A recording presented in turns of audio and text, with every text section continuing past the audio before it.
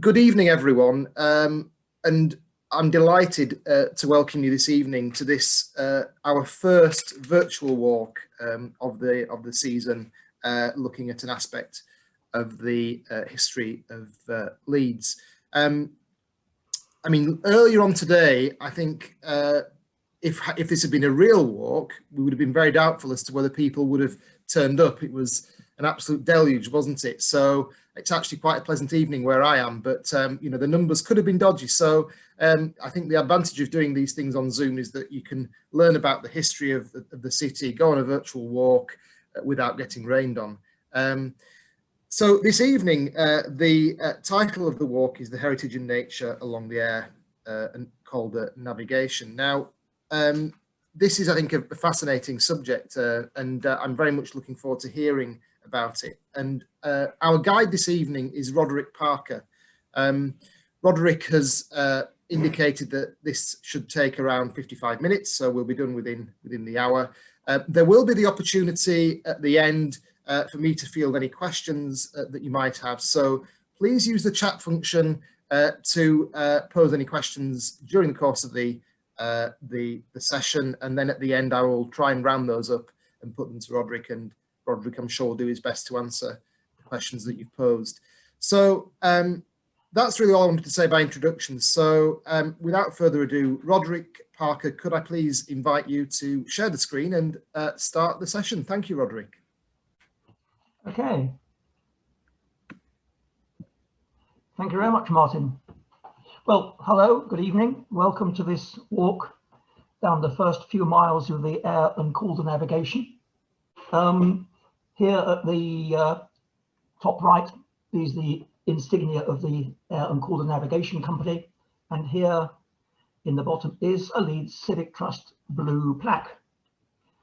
Let's look at the route that we're going to go on. We are starting at Leeds Bridge, going under Crown Point Bridge, past the Royal Armouries, through the Climate Innovation District, past Huntsman Mill, where we'll stop and go a little bit inland. I might have a slight diversion there as well. Carry on down past Nostrop Weir, Nostrop Lock, and go past Thwaite Mills. Go a bit beyond that and just end up just by Skeleton Grange Road Bridge, for reasons which will become apparent when we get down there. But can we just put the walk in context? This is a map of the waterways that we'll be talking about. The lines in blue are the rivers, and the lines in green are part of the separate navigation where it is separate from the rivers. To explain, coming in from the north, this blue line is the River Ouse coming through Selby, flowing down in past Goole and out to the North Sea. Coming in from the bottom left is the River Calder coming in through Wakefield and joining the River Aire in Castleford. And coming in from top left is the River Aire coming through Leeds, past Castleford, past Nottingley, joining eventually the River Ouse at this point here. Nottingley, the river is tidal up to Nottingley, so Nottingley is at sea level, and Leeds is about 24 metres above sea level. So there's a fair drop from Leeds to Nottingley. And the whole idea behind Aire and Calder Navigation was that the business people in Leeds and Wakefield, the cloth traders in particular, wanted a much quicker, simpler way of getting their goods to their markets, because some of their markets were in London and the East Coast and in Northern Europe. They had a thriving export market. So they wanted to make the waterways easier to navigate. So to that end, the navigation, it makes shortcuts, locks, where there are changes in river level, and it puts in shortcuts where the river course is a bit tortuous or difficult. So let's put that in even wider context. Here's another map. Again, Leeds, Wakefield on the left. Goole is now in the middle. Leeds to Goole on the navigation is 34 miles, but Goole to the North Sea is another 50. The North Sea well over here off picture on the right. But as I say, the idea was to get seagoing vessels that could get to Leeds and to Wakefield. So let's go back to this picture, look at some of the history of the navigation before we set off on our walk. As I say, the idea was really the inspiration of traders back in the 17th century. The first attempt to get an Act of Parliament was in 1625. That didn't succeed. But eventually, in 1698 or 99, the Navigation Act was passed and construction began in 1699. This was the first waterway that was funded and inspired by business people rather than landowners. So it was a landmark at the time. So construction began in 1699. By 1702, the work they wanted from Leeds through Castleford into Nottingham had been opened. A couple of years later, the link from Wakefield to Castleford had been opened. Then the next main date is in 1770, when a separate company began to construct the Leeds and Liverpool Canal. In other words, from Leeds going westwards to Liverpool. Round about that time, some bright spark had the idea of building a canal from, so I want the right picture, from Leeds direct to Selby, because Selby was, you could get sea traffic back as far as Selby. So someone thought of building a canal from Leeds to Selby. The Aire and Navigation Company obviously thought this is a threat to us and to our traffic. So they built this Selby Canal here. So that was really forced on them just to avoid that threat, which they succeeded in doing. And then in 1826, a number of developments and thoughts about navigation inspired them to build the canal from Nottingham to Goole. It's sometimes called the Nottingham to Goole Canal, but it's all part of the Aire and Calder Navigation. Goole was just a few cottages on the River Ouse, but navigation turned it into a company town effectively, and it became a very large inland port. So that was 1826. Leaping ahead, 1947, most of the waterways, including ours, were nationalised. Well, the Act was in 1947, they were nationalised in 1948. The responsibility for the Aire and Calder went through various hands, but since 2012, it's been the responsibility of the Canal and River Trust, which is a charitable body with some government funding. So effectively now the canal is in the hands of a charity. But it's time to get on and start our walk. We'll start on Leeds Bridge, as I said.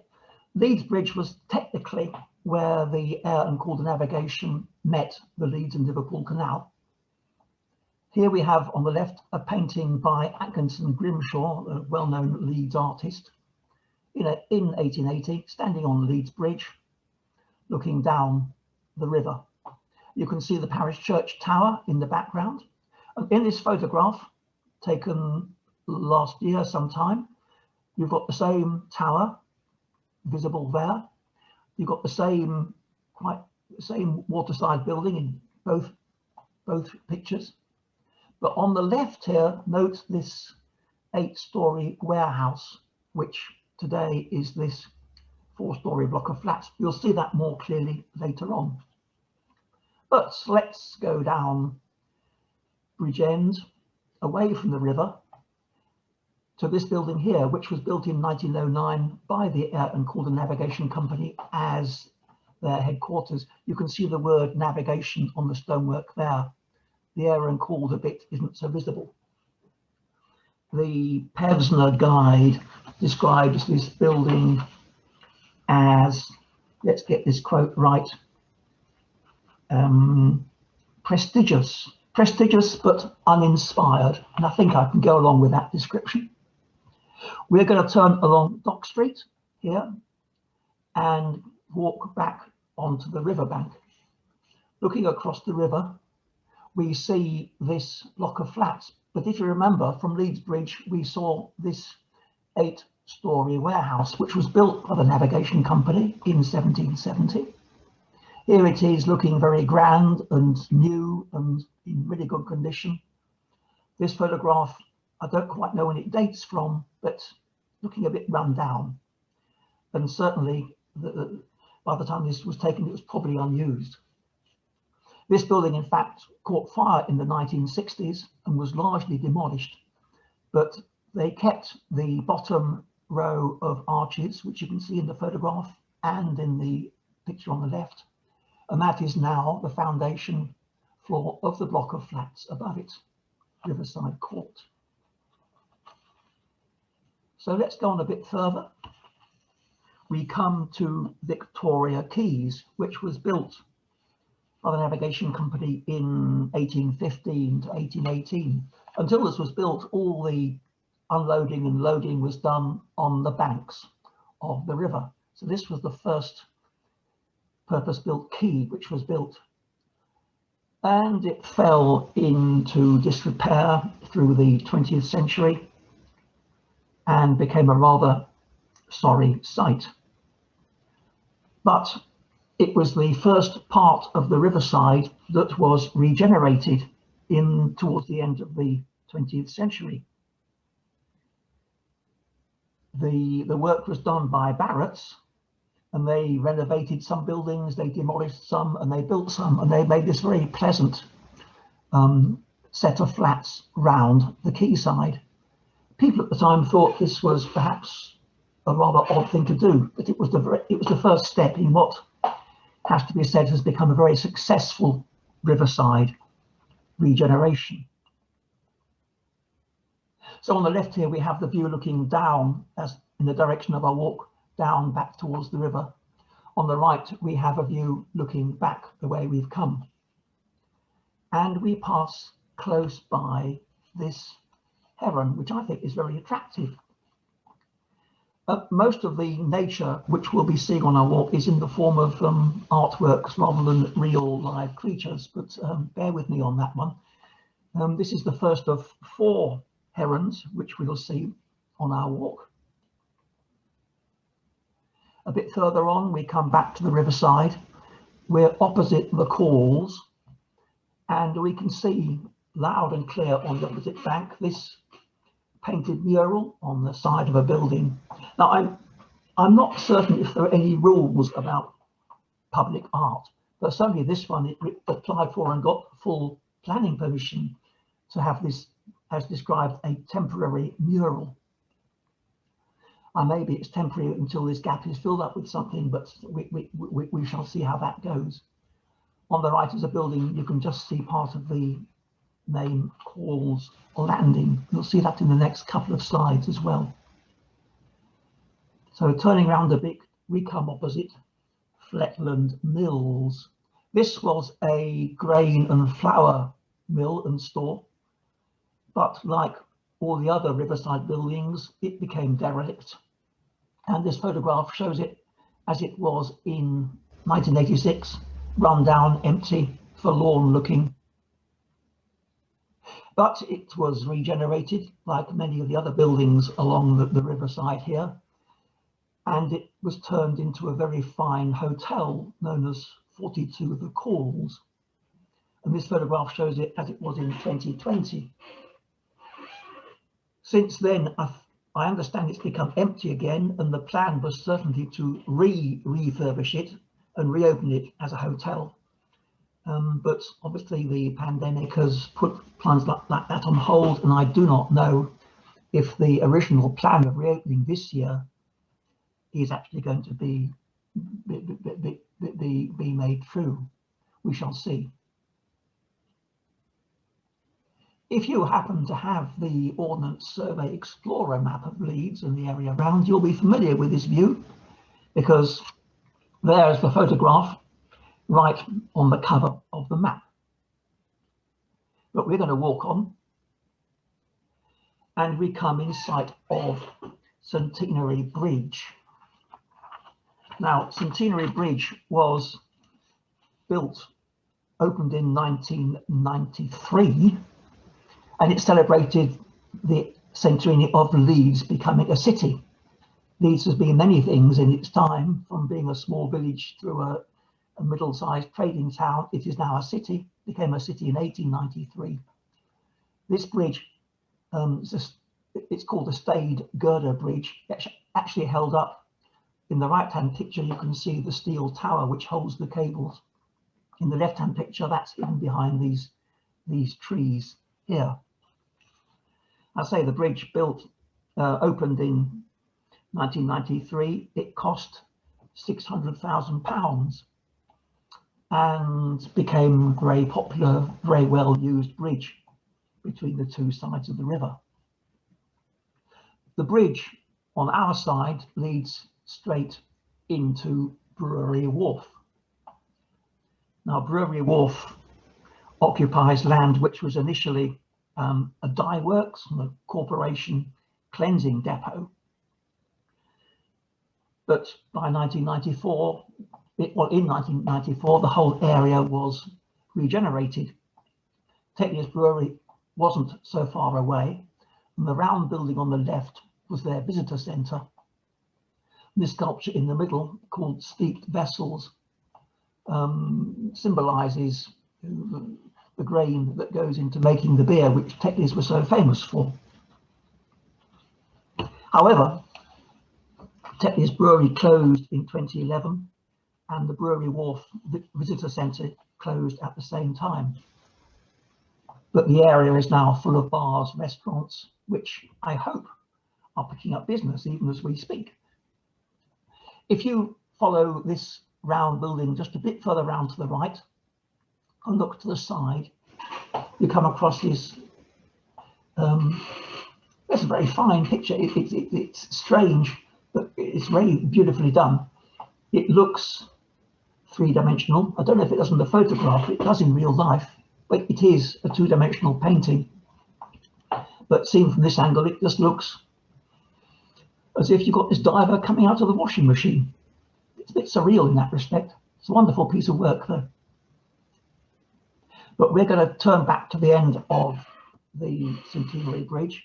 This young lady here is setting off to walk across the bridge, but we are going to go the other side of the railings and walk a short distance down to the river. We pass this plaque, which was sponsored by Rushbond, a local development company who did a lot of the work down here and are still working in the area, containing a lot of old pictures and some good historical description. So that's well worth having a look at if you're in the area. Looking across the river, close to the bridge, this building here at the top is the Design Innovation Centre, full of design studios. It's been there for many years, and the barge beneath it is also a design studio. It perhaps is the only floating design office in the north of England. Very close to this barge is our second heron, painted on the wall, and the artist is well aware that if the river level rises too much, that poor heron is going to get its feet rather wet. It has happened. Let's move on, walking down the riverside path. Blocks of flats on either side. Eventually we come to where we can look across and see the tower of Leeds Minster. The Minster is the fourth or perhaps the fifth church built on the site. This building dates from 1841, replacing the previous medieval building that was on the site. Here and elsewhere, notice that the flood defence walls perhaps are not things of beauty, but they are definitely things of necessity. We'll walk on and we come to Crown Point Bridge. Now, Crown Point Bridge was built as a toll bridge in 1840. It was widened more recently in 1995. And when it was widened, they kept all the original stonework, all the original steelwork. So it still looks the same as it did when it was first built. Now, when I'm walking along here, I like to stick to the riverside path, but I look around at who's with me. And if there's anyone who's my kind of height or taller, I do warn them to mind their heads as we go under this curved steel beam. If you don't fancy that, just a few yards to one side, going past another painted mural on the brickwork supporting the bridge, going through an underpass which has this, what I think of as a hunting motif, repeated several times through the underpass. And we emerge the other side, and we are met by the first 4 of these 8 heroes of Leeds. I think this was put up by the Canal and River Trust, was certainly funded by them largely, and it's 8 people who in different ways have contributed to Leeds. You have Ivy Benson, who was who led an all-woman jazz band in the 1940s, 1950s, very popular, very well known. Yona Knight Wisdom, born and bred in Leeds, but represented Jamaica in the last Olympic Games as a diver. Joseph Aspin, an inventor who developed Portland cement, a widely used building material now. Charleston Thakra, who is known as the father of occupational health for all his work at looking at conditions for people in factories, back in the days when there was no law about working hours or conditions at all. John Barron, who established the ready-made clothing industry, but also as a councillor bought Roundhay Park for the city. Leonora Cohen was a suffragette, active on the national as well as the local scene. Gertrude Paul was a local head teacher, but she was active in race relations locally and on a national scale as well. And finally is John Smeaton, civil engineer. We'll come back to him later. Can we just turn back the way we've come, just walk up to Crown Point Bridge, cross the road and look back at where we've come from. This is a picture from 1913. I think it's fair to say that everything that you can see in the picture has been demolished and replaced by now, because we've walked along this riverside path, totally different now, but that's the way it used to be. If we cross the road and look towards the direction we're going towards, this is the first time we see the navigation in the river as separate, because on the left we've got the river itself locked off by these chains and buoys going to the weir here, which you wouldn't want to go down. In the middle we have this artificial island, and on the right we have clear water leading towards the lock in the background. We'll come to that later. Across the middle we have Knightsway Bridge, which will go on. Over here we have the Royal Armouries, that familiar building, that familiar shape. And in here we have the entrance to Leeds Dock.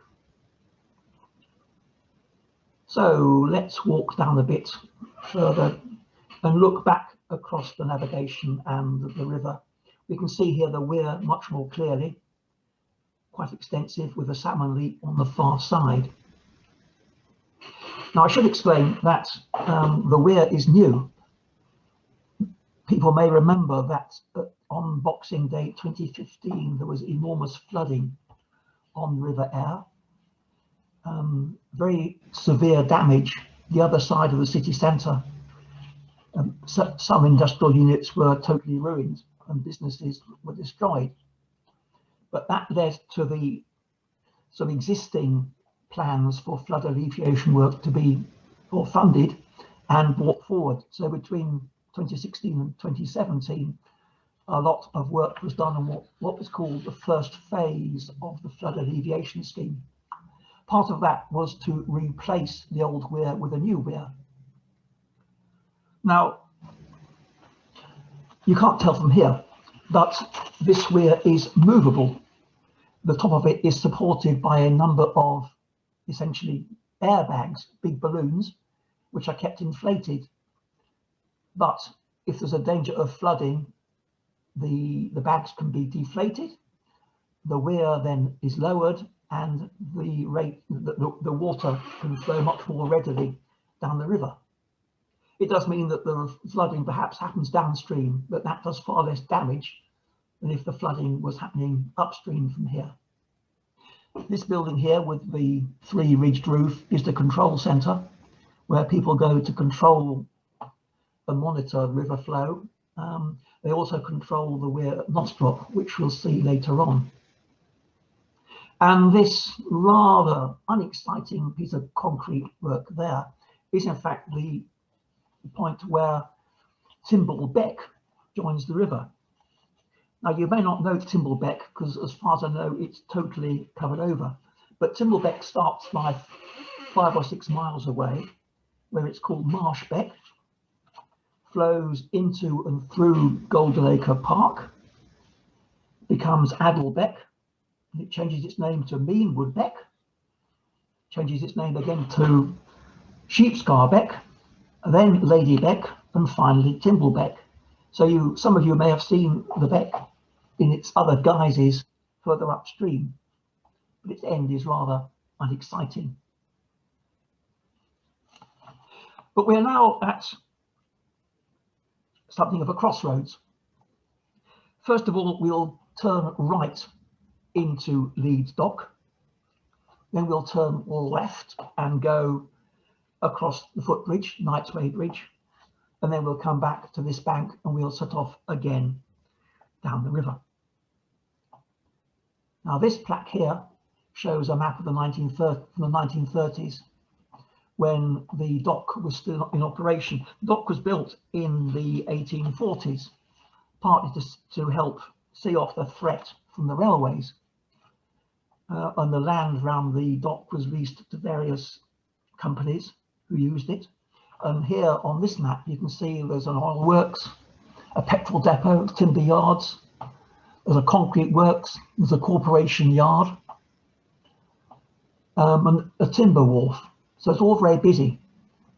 But by 1990, everything had closed down. The area was becoming derelict and was just an eyesore, an unwanted eyesore. But 1996, the Royal Armouries Museum opened there. As a result of a national competition, this site was chosen. In retrospect, it does seem rather odd to build a national museum in the middle of a derelict former industrial wasteland. But after a few years, the rest of the area around the dock was developed. And it now has offices, flats, restaurants, bars, there's a convention centre, and indeed a multi-storey car park, all scattered in the buildings round the dock. In this picture here, it's called New Dock. When it was redeveloped, it got the name of Clarence Dock, and now it's known as Leeds Dock. So this is the way we see it now, looking into it, fully developed. The Armouries Museum on the left, offices here, flats out of sight in the back, more offices there, convention corner hidden in the back left.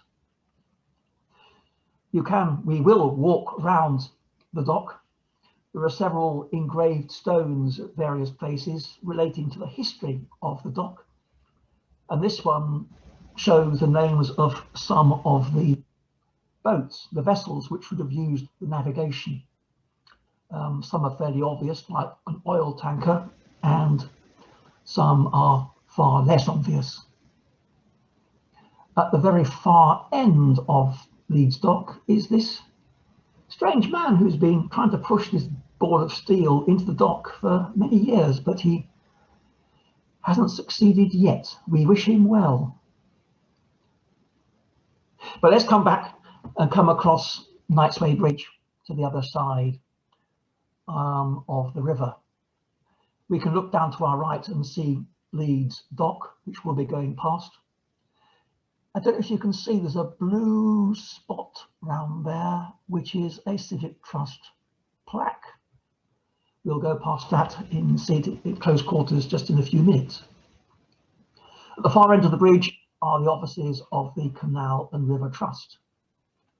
If we go across the bridge and turn left, back where we've come, get towards the weir. I got a couple of photographs here. On the right is the weir in what you might call normal times. On the left is the river as it appeared after Storm Christoph this January. Very turbulent, very noisy. I don't know how much water was flowing, but it was quite frightening to be there. Here are two more pictures showing the same sort of thing. But the flow was certainly well contained and there was no danger of flooding at that time at all. Let's come back across the bridge, have another look at the Royal Armouries before we turn down alongside Leeds Lock. Now, Leeds Lock, that was part of the original work on the navigation in 1699. The lock has been renovated and improved several times since. The major reworking of it in 1835, and the gates themselves have to be replaced every 25 years or so. So as with other work on the navigation, there is continual maintenance needing to be done.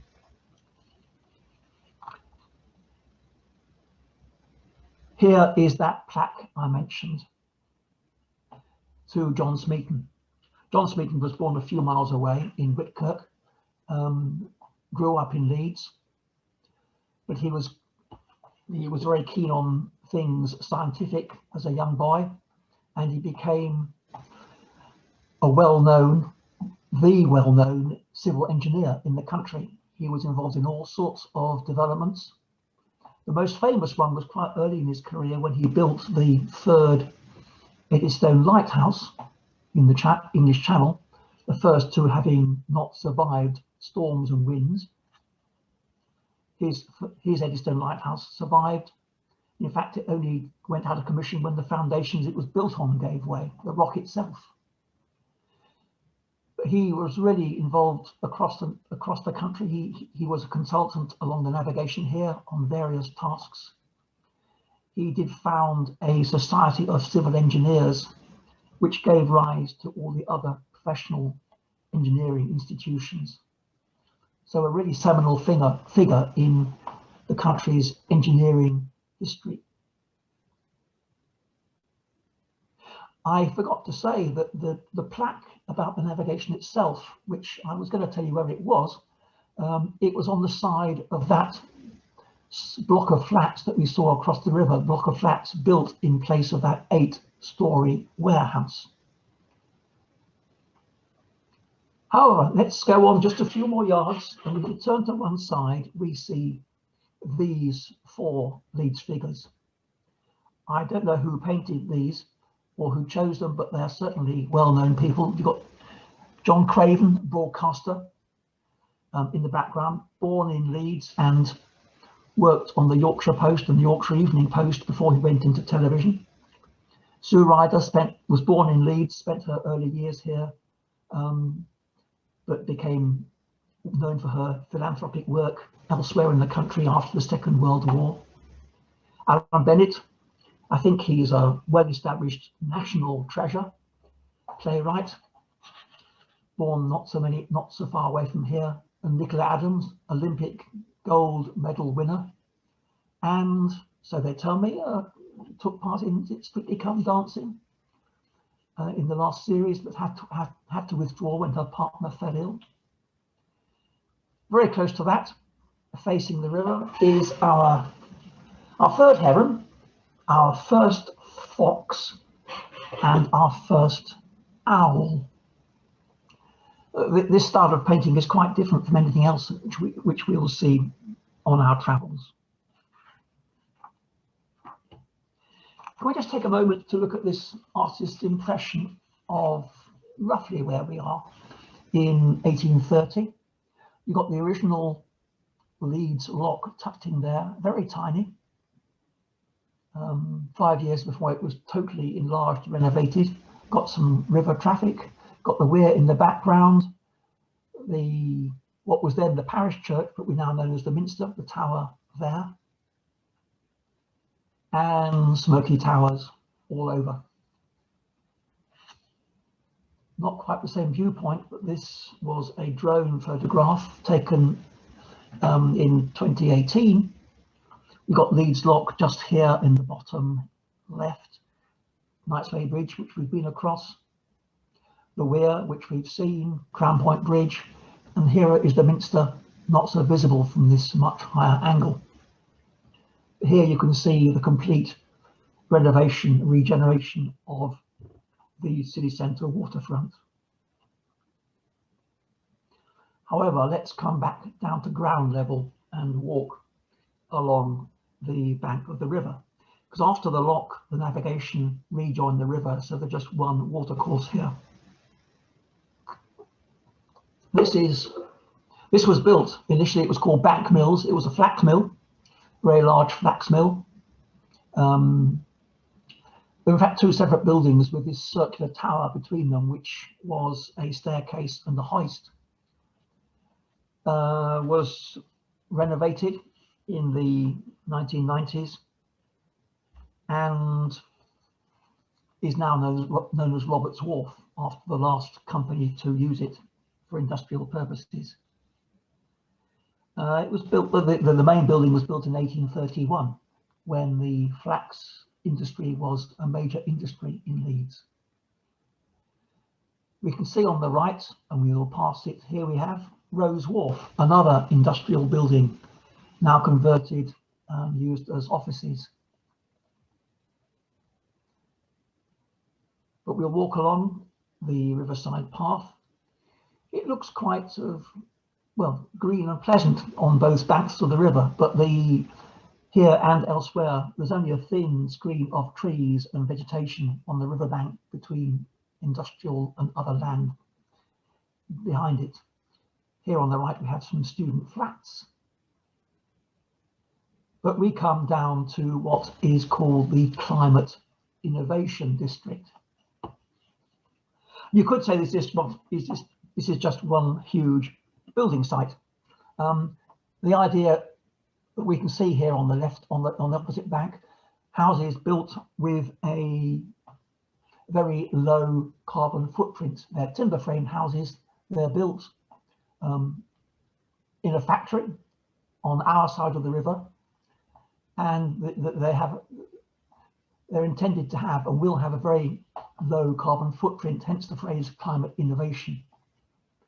On our bank, it is just a building site. The picture on the right, I've crossed over the footbridge, we'll see, and this is looking back down that row of houses we can see there. This is a sketch of what they hope to do. We've seen these buildings here. They are building these ones down here, the other part of the first phase, and some flats going in behind them, all part of the first phase, with about 300 flats and houses on that side of the river. Here in the second phase, another 200 flats and houses. Down here is a building which they call the multi-generation building, a 2-form-entry primary school and a 72-bed care home, all on the same site and all working as one. They're also building their own office block here, which is nearly complete, and there's some more building to come, some more housing to come. The company is Situ, C-I-T-U, and they've got some very novel and innovative ideas. Part of it is the bridge here between the two, and there's a picture of it from on the bridge and beneath it. I find this very hard to take a good photograph, so it does look more impressive in real life than it looks in those pictures. We'll carry on walking down the river. A long stretch of brickwork on our right-hand side, but some graffiti artists have taken it in hand. This is one of the nicer ones, I think, on the left. Stand with us, I don't know who us is, but it's nice and bright, and I'm fond of that. But we come down to the bridge which carries South Accommodation Road across the river. Another aspect of public art is that some walls, well, the owners of some walls have made it known that they don't mind their walls having artists come and paint whatever they want to on them. It's part of a scheme called the Leeds Street Gallery. So this is a painting that was on the far end of the South Accommodation Bridge in January this year. But it's now being painted over, and what is on top of it is now this painting here on the left, which I quite like the one that was there before, but I don't much like the one that's there now, but that's just my taste. But round the corner is this one on the right, E.T. with an aerosol paint can in his hand. And I think that's rather attractive. However, let's move on. Another walk, another stretch down the riverbank, and we come down to Huntsman Mill. Well, the picture on the photo on the left is from 1950, when the mill was still in operation as an industrial unit. It closed down in the 1970s, became derelict.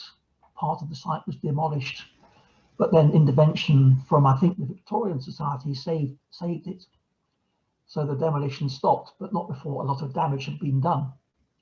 Photograph in the middle is from 2010, with bits of the roof missing, windows out, looking a bit sad, but a really solid structure. It was designed by the same architect as built Armouries Mills, the other side of our city centre, and Salts Mill in Saltaire. On the right, we have a photograph of it as it was last year. That big banner, JM Construction, over it. I haven't put a newer picture on because the banner's got rather tatty and really torn, but this is as it was last year, because the building passed through several owners till it came to JM Construction, who are turning it into 350 flats over several years.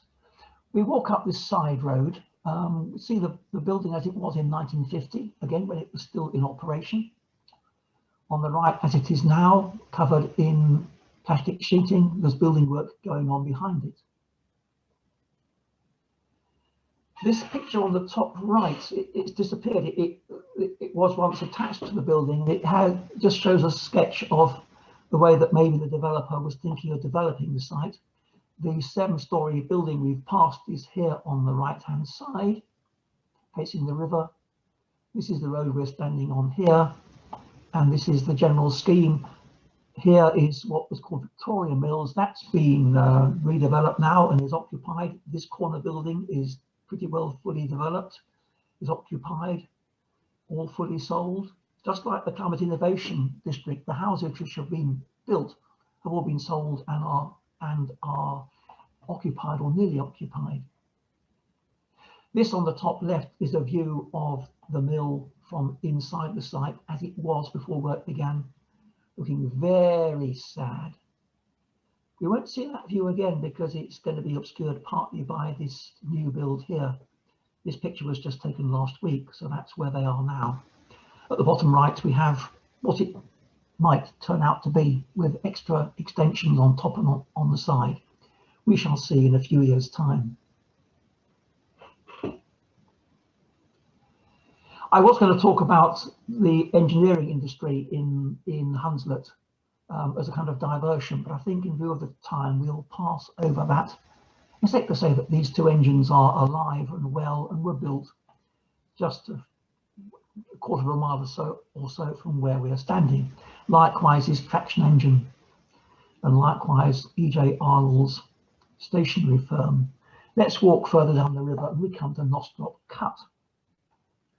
Now this looks as if it's another point where the river is separated from an artificial waterway, the navigation by artificial islands.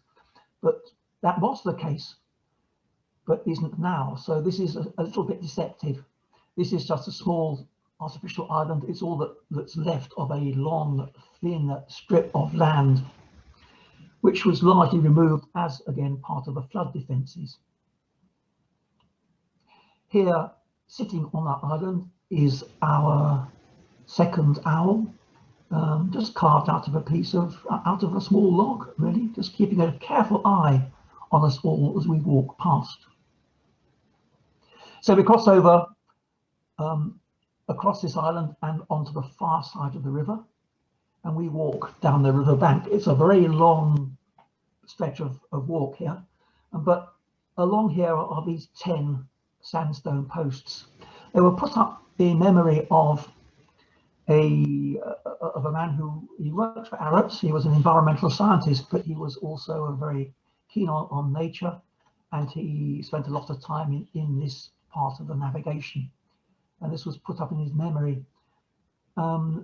Just a brief note about him, and 9 posts which show some of the wildlife which you can see in the area if you know where and when and how to look.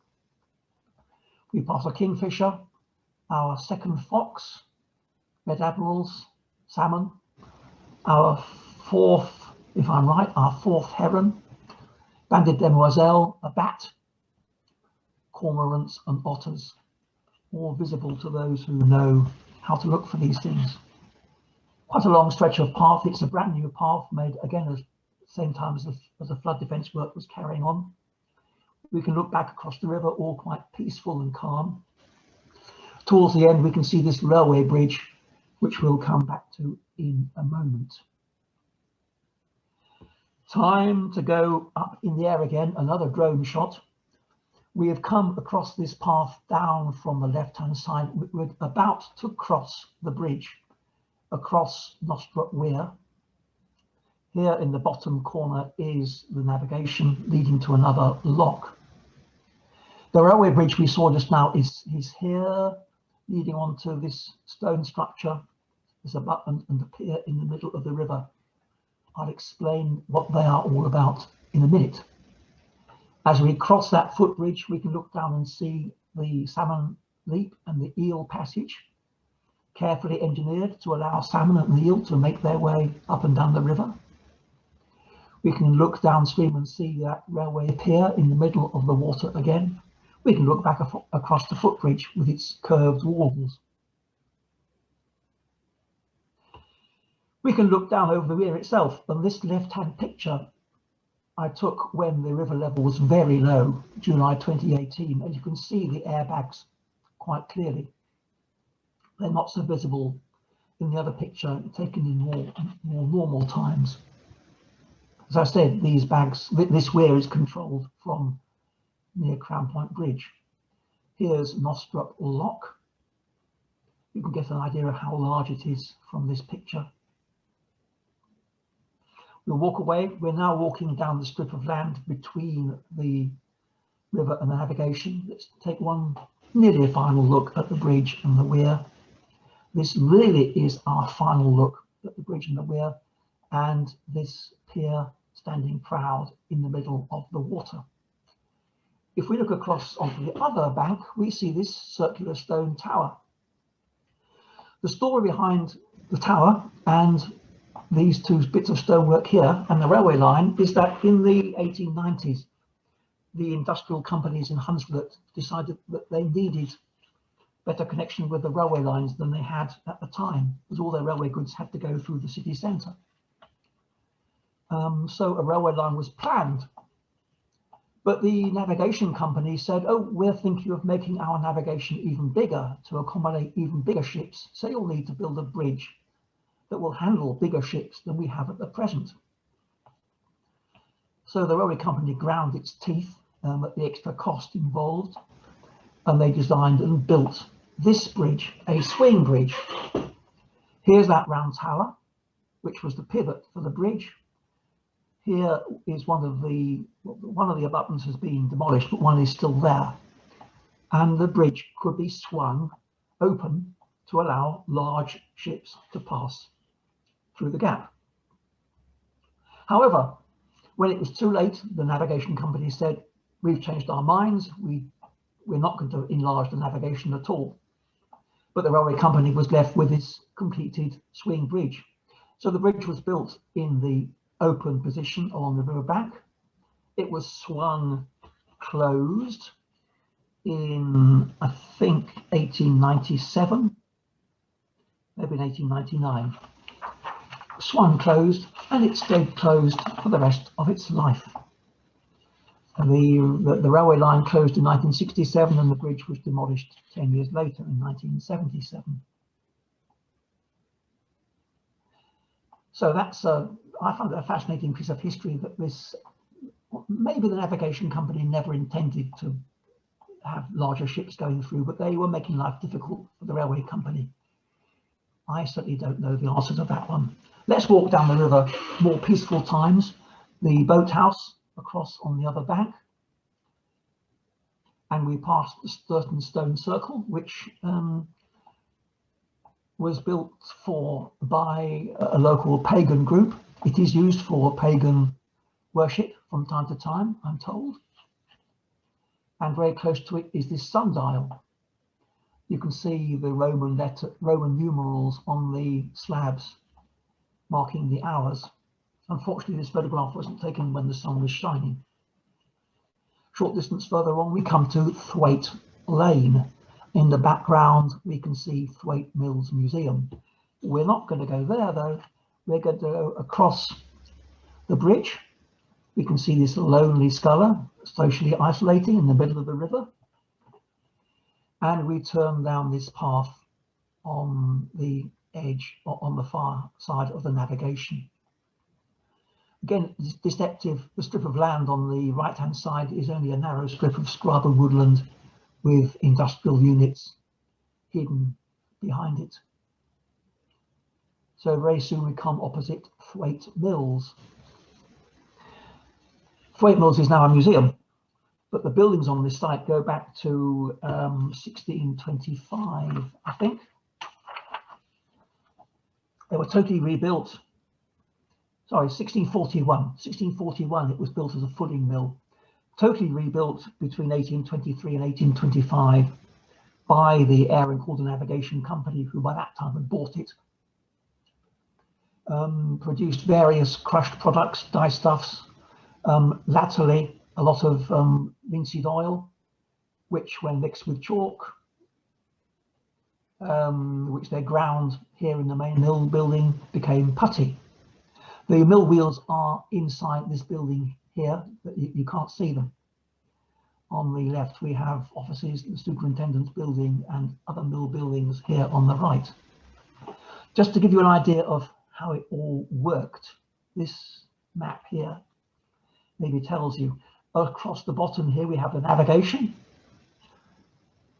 We have the river coming here from the left, turning through a sharp angle, going down a weir, up here turning through a right angle, coming out on the right hand side. The weir controls the flow of water through the watermill building and therefore the flow of water to turn the water wheels and power the whole building. That discharges into a tail race which rejoins the river. We'll walk on. We are nearly at the end of our walk now. We'll cross Skeleton Road Bridge back onto the strip of land separating the river, which we can't see on the left, and the navigation here. Looking across it, a piece of waste scrub land, which was once the site of the Yorkshire Copper Works. The Canal and River Trust has got planning permission to build what is called Leeds Inland Port there. They haven't yet been able to raise all the money they need, but certainly the plan is to build wharves, jetted wharves there. Initially, I understand to take building materials, sands and such like, dredged from the North Sea, put onto barges in the North Sea, brought straight up here to be discharged here onto lorries for use in the area. And this is where we stop our walk, thinking that here is an attempt to bring back an industrial use to the river, using the canal and barges as a far more environmentally friendly way of transporting stuff than streams of lorries going up and down the M62. So we shall see. I hope in a year's time we can see some development that's on this site and the river brought back into use for industrial use. But we'll leave that thought here, come to the end of our walk. So thank you for your company on the walk. As Martin has said, you can put questions in the chat function, or you can email me at this address here, acnwalk2020@btinternet.com. That isn't a typo, it is 2020, not 2021. So acnwalk2020@btinternet.com, and I will try and answer any emails that you send to that address. But thank you again. I shall pass you back to Martin. Well, thank you, Roderic. That was a fascinating walk along this most interesting of waterways, and certainly interesting to see such a multiplicity of artwork and nature and celebrity, shall we say, portrayed through paint, through ceramics, sculpture and other forms, which is something that I suspect many people aren't aware of. So certainly well worth exploring either all or part of this walk on a physical basis in your own time. I'm asking people if they have any specific questions they want to ask now in the chat. As Roderic explained, you can certainly contact him directly if there are things that you would wish to find out that maybe are a bit more detailed. But one question, Roderic, that came up is really about the wildlife that inhabits the Aire and Calder. So how clean is the water now? Do we know? Are salmon actually seen in the river? Are these salmon runs actually used, or is it something that is in anticipation of the day when the salmon may return? Are eels present? Can you say a bit about the quality of the water and the nature that we find inside it? Well, certainly the water is of much better quality than it was when it was an industrial dump. To be honest, I don't know about salmon, because I have heard, yes, they are visible and they can be seen, and I've heard that they haven't been seen yet, although there's no reason why they shouldn't be. So I'm afraid I have to say I just do not know the answer to that question. And as for eels, I think they're rather invisible creatures anyway. But certainly the water quality is such that salmon could survive in that, and survive and thrive in that. And yeah, I don't think a lot cleaner than it was. Yeah, certainly. I don't think the trust would have. I don't think anyone would have gone to the expense of building the salmon leaps on those two weirs unless there was a very firm belief that they would be used by the salmon. But Roderic, how long does it take to do this walk?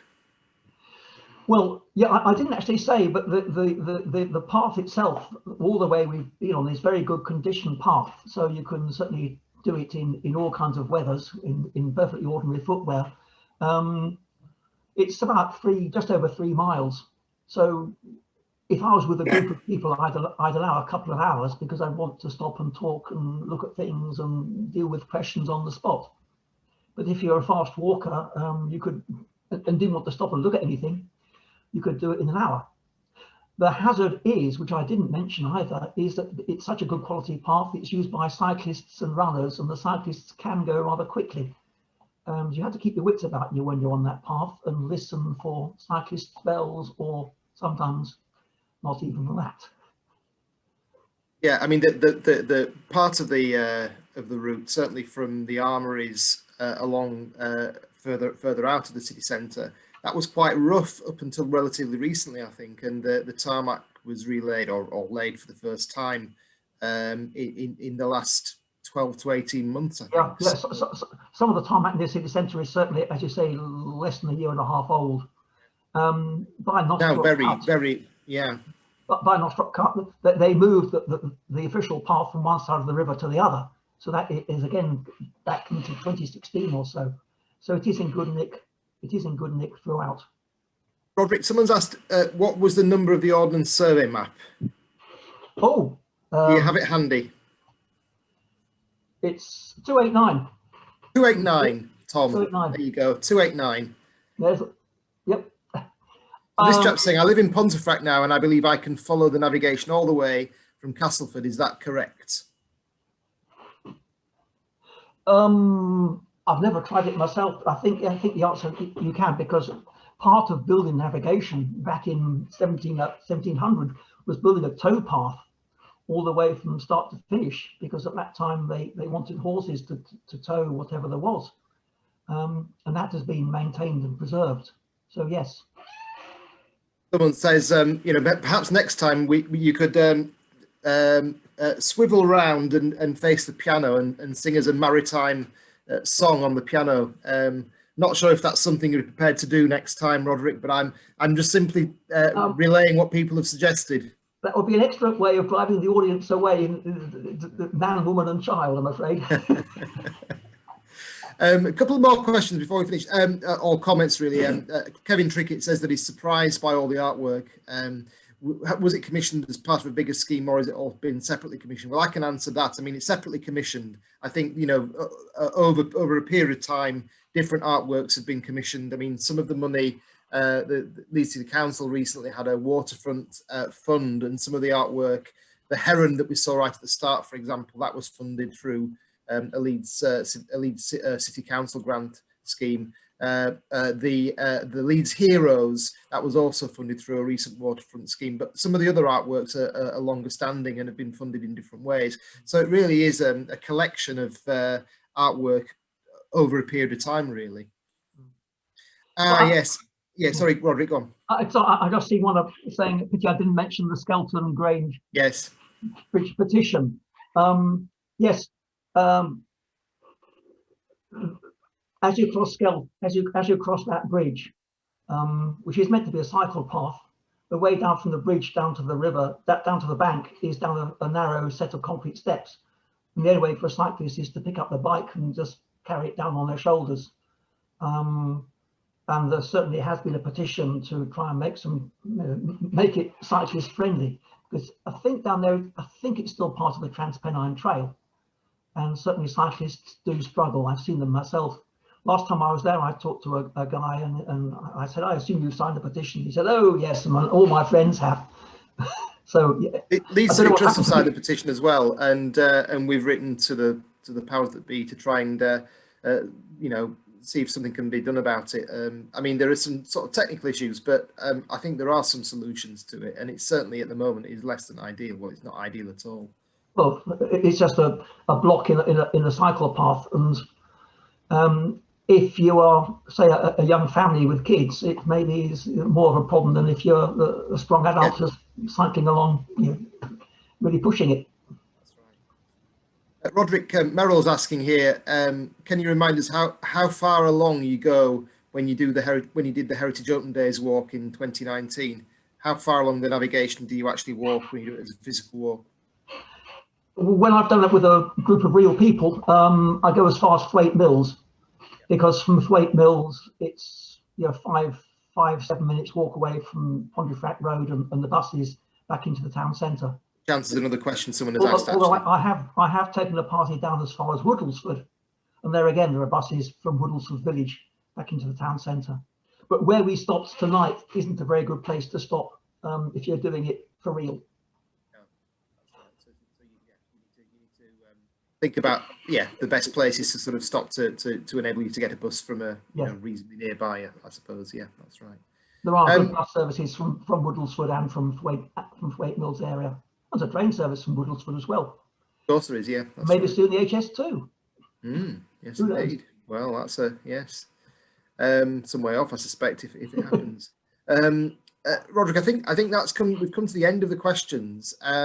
So, and we are just over an hour now, so I think we'll call things to a halt. So could I just, once again, Roderic, thank you very much on behalf of the audience and on behalf of Leeds Civic Trust for such a illuminating and an interesting talk. One that we're able to do inside, in the dry, in the warmth, with a cup of tea. I noticed looking outside now, it's dull and grey again. Maybe there's some rain in the air. So once again, we've avoided the showers and had the benefit of your interest and insights into this fascinating part of Leeds. So thank you very much, Roderic. Really appreciate it this evening. And thank you all for listening. And I should just say one final thing. We do have another talk coming up, another virtual walk, which is on the 24th of May at 7 p.m. Medieval Leeds, a virtual walk. Professor Joyce Hill will be leading that walk. Those of you who know Joyce will know that she's given a couple of talks recently for the Trust. She's an excellent speaker, and I know that she's an excellent guide, looking at the medieval features, some still there, some not, of the centre of Leeds. So if you fancy joining us for that, go to Eventbrite and book in the usual way. Yeah, just thank you all very much for coming, and I hope you all have a very good evening. Good night. Good night.